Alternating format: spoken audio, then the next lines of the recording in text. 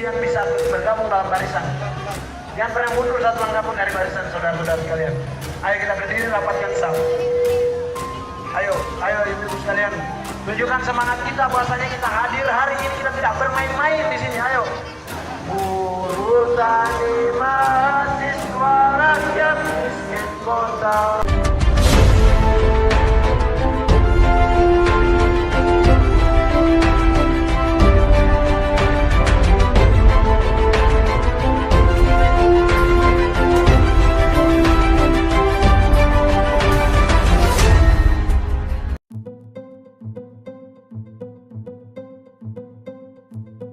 Halo Sobat 651 Safa, kembali lagi bersama dengan kami untuk mengulas fakta-fakta perpolitikan dan juga informasi terkini di tanah air.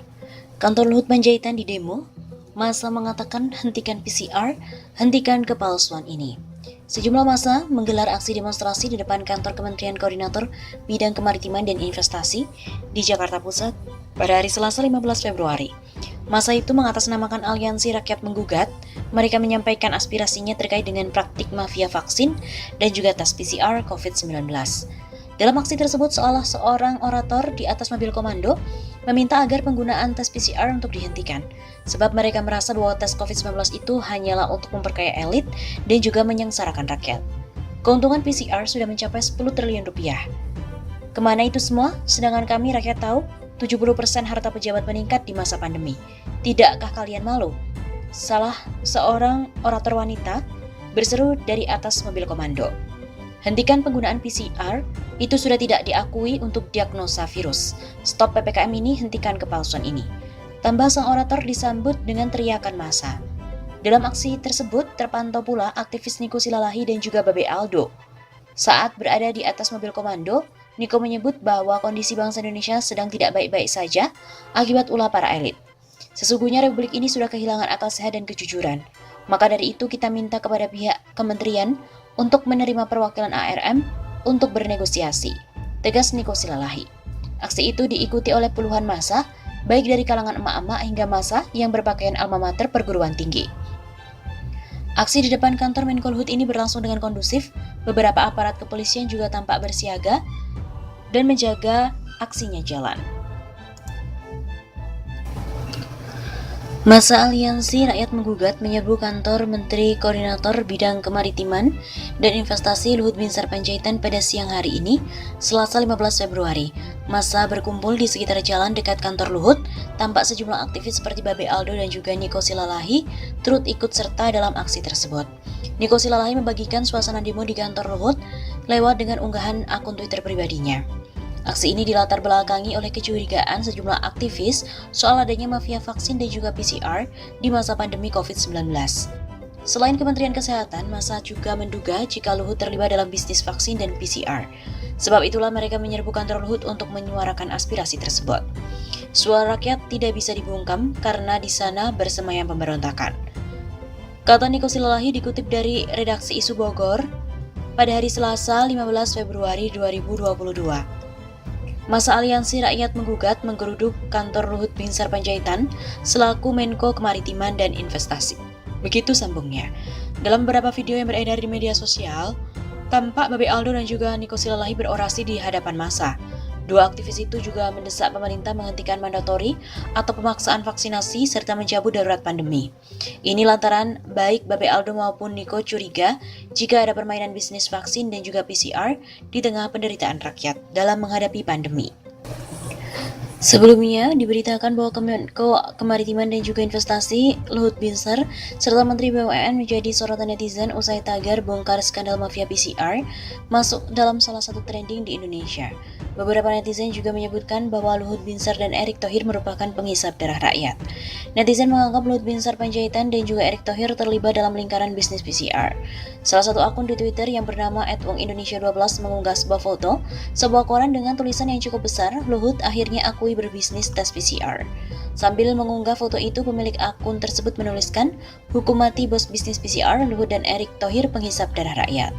Setelah itu, akun tersebut juga membahas pernyataan Erick Thohir yang mengatakan bahwa harga PCR di Indonesia masuk kategori murah di negara lain. "Hukum mati bos bisnis PCR," kata Erick Thohir, "PCR negara Indonesia masuk kategori termurah dibanding negara lain." Murah dengkul Erick. Murah itu kalau gaji sejam $7 dan harga anggur $4 per kilo. Bandingkan dengan gaji buruh di sini.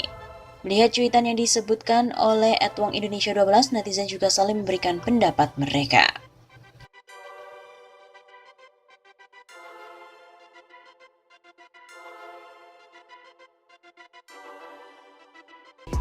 Sebelumnya telah diberitakan bahwa terdapat isu menteri yang ikut meraup keuntungan karena adanya bisnis PCR. ICW pun mengungkapkan potensi keuntungan bisnis PCR mencapai 10 triliun lebih. Kebijakan yang diterapkan pemerintah terkait dengan tes PCR sebagai syarat bagi pelaku perjalanan menuai berbagai pro dan kontra. Bahkan harga tes PCR yang relatif masih tinggi ini dinilai semakin memberatkan masyarakat. Namun pemerintah lagi-lagi menurunkan harga tes PCR yang awalnya di atas Rp475.000 dan kini ditetapkan dalam batas maksimal menjadi Rp275.000 bagi wilayah Jawa dan Bali. Kemudian untuk wilayah di luar Jawa Bali Rp300.000. Terkait hal itu, Indonesia Corruption Watch atau ICW menyebut bahwa penurunan harga jasa pelayanan pemeriksaan dari PCR oleh pemerintah tidak mencerminkan asas transparansi dan juga akuntabilitas. Selain itu, kebijakan tersebut diduga hanya untuk mengakomodir kepentingan kelompok tertentu yang memiliki bisnis alat kesehatan, khususnya ketika tes PCR dijadikan syarat untuk seluruh moda transportasi. ICW juga menyoroti ketentuan mengenai harga pemeriksaan PCR yang setidaknya telah berubah sebanyak 4 kali dalam seminggu terakhir. Pada saat awal pandemi muncul, harga PCR belum dikontrol oleh pemerintah, hingga harganya pun sangat tinggi, bahkan mencapai Rp2,5 juta. Kemudian pada Oktober 2020, pemerintah harus mengontrol harga tersebut menjadi Rp900.000. 10 bulan kemudian, harga PCR kembali turun Rp495.000 sampai Rp525.000 akibat kritikan dari masyarakat yang membandingkan biaya di Indonesia dengan di India. Terakhir 27 Oktober 2021 lalu, pemerintah menurunkan harga menjadi Rp275.000 sampai Rp300.000. Begitu kata Wana Alamsyah, anggota ICW. Di sisi lain, ICW juga menyebut bahwa ketika lonjakan angka positif COVID-19 pada Juli 2021 kemarin, harga pemeriksaan saat itu berada di harga Rp900.000. Hal ini mengakibatkan tidak seluruh masyarakat dapat mengakses pemeriksaan tersebut. Meskipun sebulan setelahnya turun akibat desakan masyarakat dan berbandingan biaya pemeriksaan dengan India, sudah jelas pemerintah tidak menggunakan prinsip kedaruratan kesehatan masyarakat dan mementingkan kepentingan kelompok bisnis. Lebih lanjut, dia juga mengatakan bahwa terlebih penurunan terakhir pada 27 Oktober lalu terkesan hanya untuk menggenjot mobilitas masyarakat. Kami melihat bahwa penurunan harga ini seharusnya dapat dilakukan ketika gelombang kedua melanda, sehingga warga tidak kesulitan mendapatkan hak atas kesehatannya. Penurunan harga PCR untuk kebutuhan mobilitas juga mencerminkan bahwa kebijakan ini tidak dilandasi asas kesehatan masyarakat, namun pemulihan ekonomi.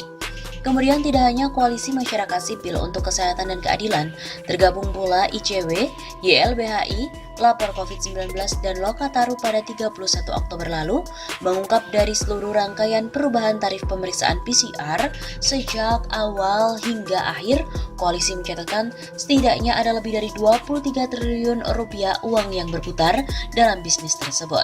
Total potensi keuntungan yang didapatkan adalah sekitar 10 triliun lebih.